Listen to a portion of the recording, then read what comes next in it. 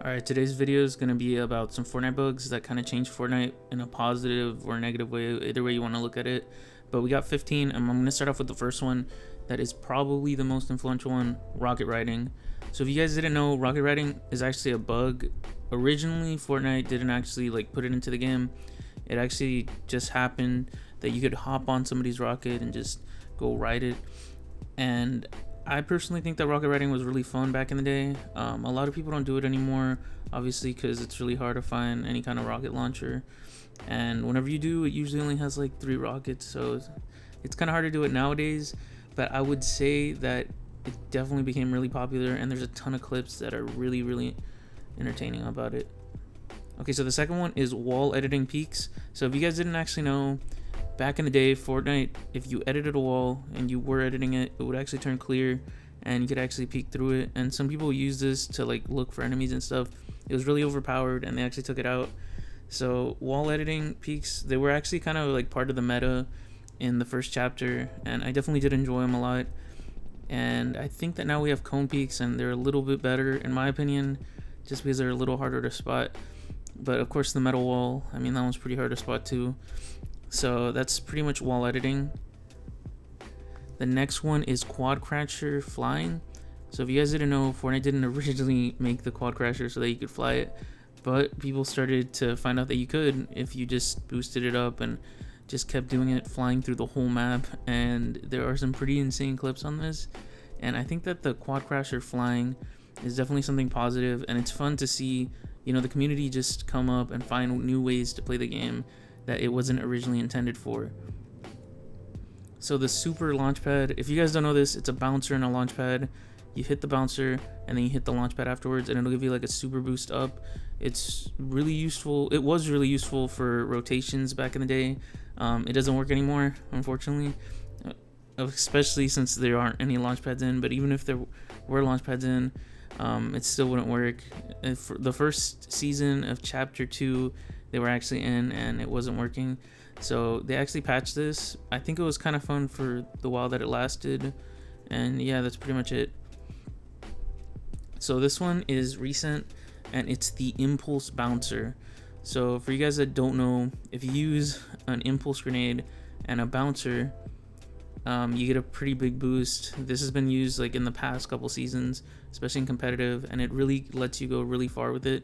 I think it's really fun to see people use stuff like this. It's a way to kind of, use the items to your advantage and find new ways to do it. And I think that's something that I really like about Fortnite. So for number 6 it's the heavy sniper wall destroy. If you don't know, they can actually do a lot of damage, and there are some insane clips of people just using the heavy sniper and getting into people's boxes. And it was actually part of the meta for a while.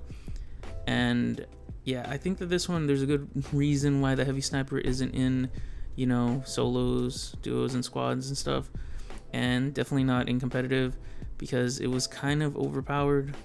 I think that it was fun though, in my personal opinion, and that kind of leads us on to number 7. So number 7 is the deagle. If you don't know, the deagle could actually destroy walls, especially wood ones, and this was really used a lot in chapter 1, and I definitely think that there's some amazing clips coming out from this one too. They're really, really fun, and the deagle itself is a really fun gun to use. I hope that they get it out soon. Maybe not make it do wall damage. I'm sure that they could fix that somehow, but I think it's definitely fun to use it. Alright, and number 9, this is one of my personal favorite, double pumping. So if you guys didn't know, Fortnite didn't originally intend anybody to double pump. I don't think that's a surprise to anyone, but they weren't expecting people to run 2 pumps at once. And yeah, it kind of came out and it became the meta for a while. And I think a lot of people still would like to see double pumping come back. A lot of people hate double pumping.